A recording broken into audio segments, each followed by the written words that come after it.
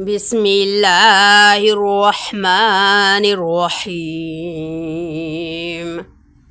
تبارك الذي بيده الملك وهو على كل شيء قدير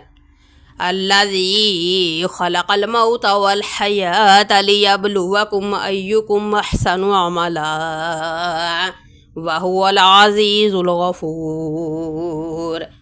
الذي خلق 7 سماوات طباقا ما ترى في خلق الرحمن من تفاوت فارجع البصر هل ترى من فتور ثم ارجع البصر كرتين ينقلب إليك البصر خاسئا وهو حسير ولقد زينا السماء الدنيا بمصابيح وجعلناها رجوما للشياطين وأعتدنا لهم عذاب السعير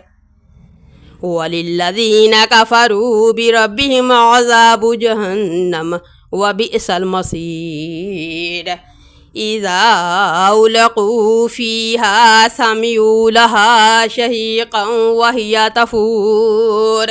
تكاد تميز من الغيظ كلما ألقي فيها فوج سألهم خزنتها ألم يأتكم نذير قالوا بلى قد جاءنا نذير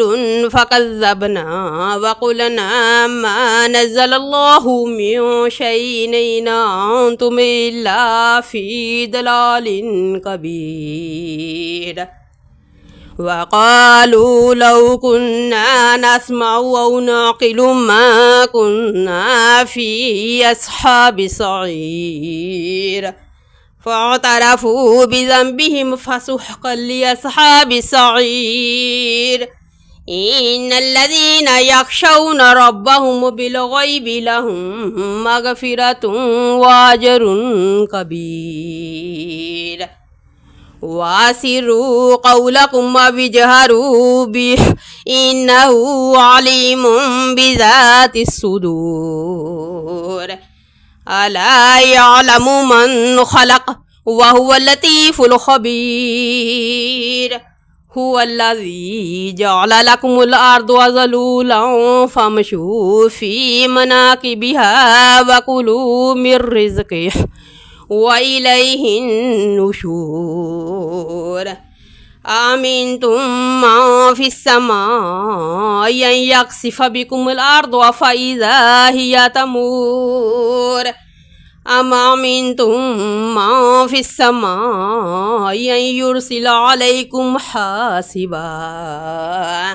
فستعلمون كيف نذير ولقد كذب الذين من قبلهم فكيف كان نكير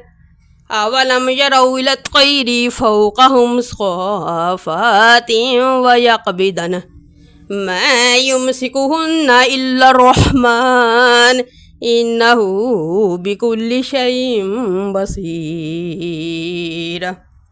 أمن هذا الذي هو جند لكم ينصركم من دون الرحمن إن الكافرون إلا في غرور أمن هذا الذي يرزقكم إن أمسك رزقه بل لجوا في عتو ونفور أفمن يمشي مكبا على وجهه أهدى من يمشي سويا على صراط مستقيم